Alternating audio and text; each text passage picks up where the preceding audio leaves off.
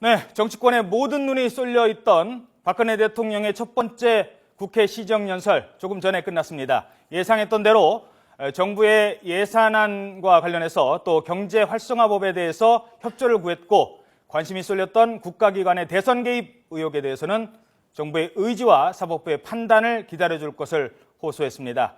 먼저 청와대 연결해서 자세한 내용 정리를 해보도록 하겠습니다. 취재기자 연결돼 있죠?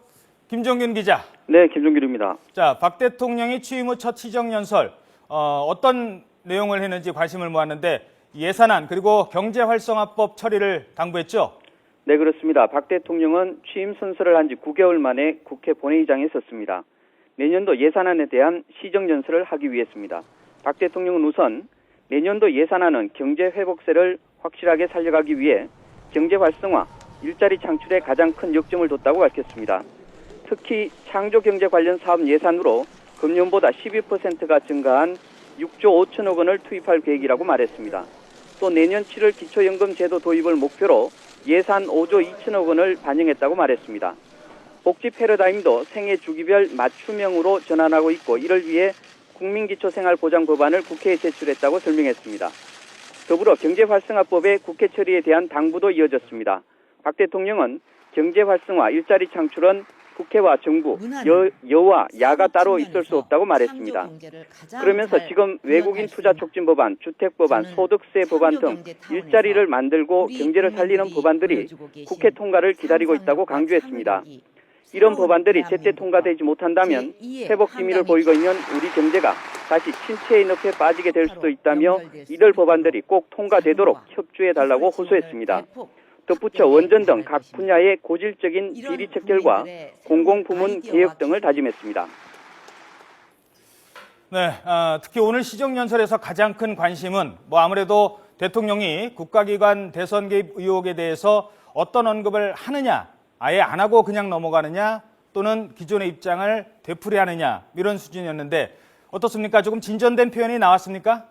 네, 그렇습니다. 정치 현안에 대한 언급은 시정연설 마지막 부분에 나왔습니다.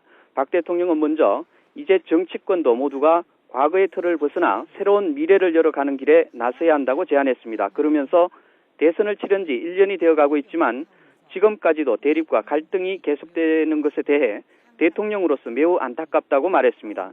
특히 국가기관의 대선 개입 의혹과 관련해 박 대통령은 사법부의 판단이 나오는 대로 책임을 물을 일이 있으면 반드시 응분의 조치를 취할 것이라고 기존 입장을 거듭 강조했습니다. 또 정부는 내년 지방선거를 비롯해서 앞으로 어떤 선거에서도 정치 개입의 의혹을 추호도 받는 일이 없도록 공직기강을 엄정하게 세워가겠다고 약속했습니다. 국가정보기관 개혁 법안도 국회에 곧 제출할 예정이라고 밝혔습니다.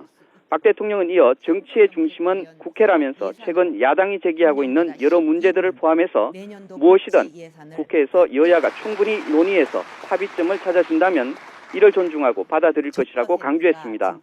국회에서 여야 간의 합의가 있으면 국민의 뜻으로 받아들이겠다는 것입니다.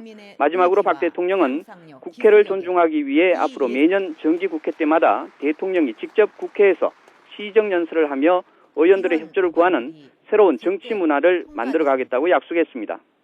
지금까지 정치부에서 청와대에서 YTN 김종균입니다.